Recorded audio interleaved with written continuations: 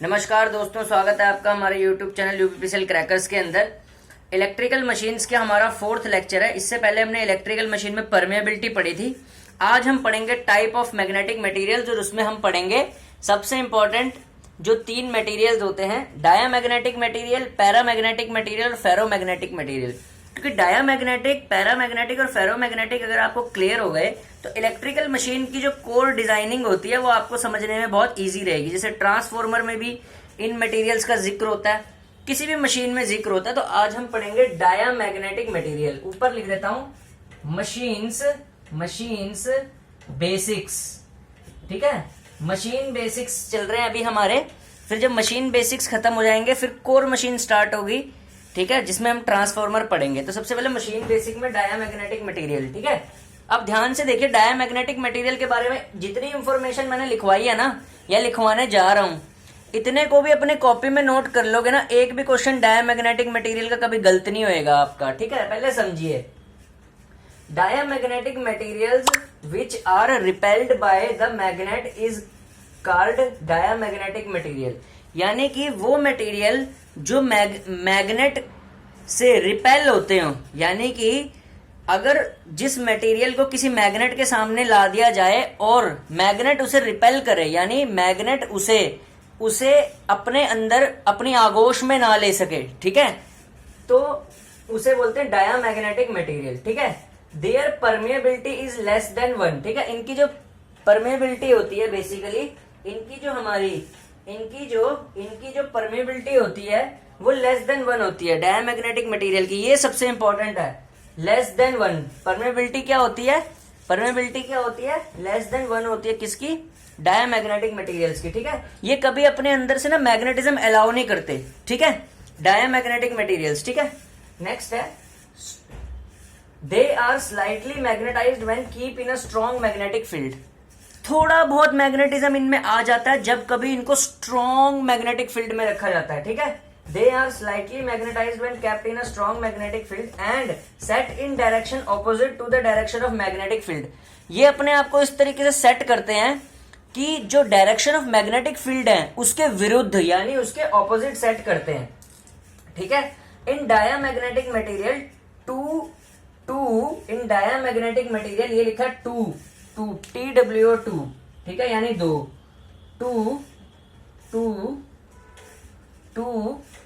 Relative weak magnetic field are opposite in direction. ये ध्यान रखना, डायामैग्नेटिक मटेरियल में जो 2 रिलेटिव फील्ड्स होते हैं, यानी कि वो ऑपोजिट डायरेक्शन में होते हैं, and cancel each other and no permanent dipoles in the diamagnetic material. देखिए, डायामैग्नेटिक मटेरियल के अंदर जो 2 वीक मैग्नेटिक फील्ड होते हैं वो ऑपोजिट डायरेक्शन में होते हैं और कैंसल लिखा हुआ, कैंसल करते हैं एक दूसरे को, जिसकी वजह से कोई भी यहां पे लिखा है no permanent dipole in diamagnetic material. अगर कोई परमानेंट डाइपोल होगा ही नहीं तो भाई वो मैग्नेटिक मटेरियल अपने अंदर से पास कैसे करेगा मैग्नेटिक फील्ड को? ठीक है ना, तो इसीलिए डायामैग्नेटिक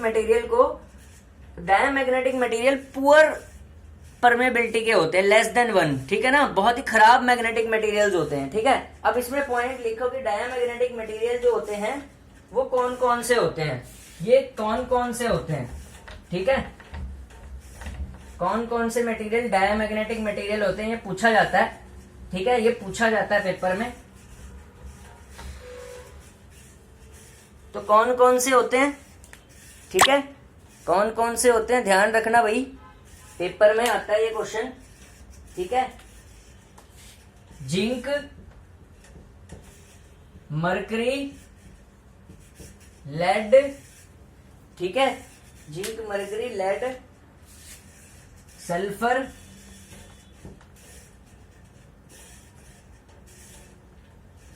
कॉपर। ठीक है, zinc, mercury, lead, sulphur, copper. ठीक है, कॉपर, सिल्वर, बिस्मथ, वुड।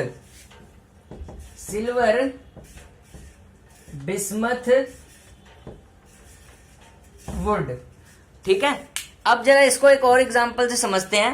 ये जितने भी मैग्नेटिक मटेरियल है डायामैग्नेटिक मटेरियल है, यानी ये अपने अंदर से मैग्नेटिज्म को अलाउड नहीं करते, ठीक है। जैसे जैसे फॉर एग्जांपल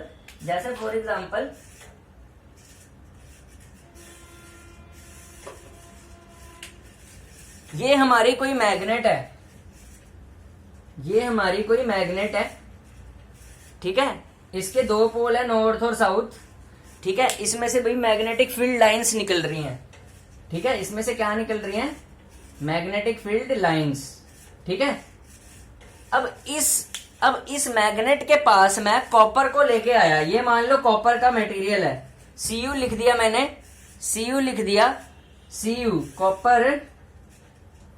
कॉपर मटेरियल।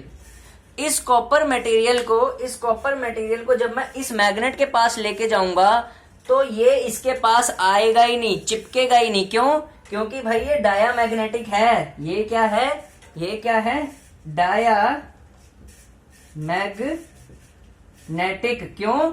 क्योंकि इसकी permeability relative permeability less than 1 है, यानी पुअर मतलब बहुत खराब, पुअर परमेबिलिटी है,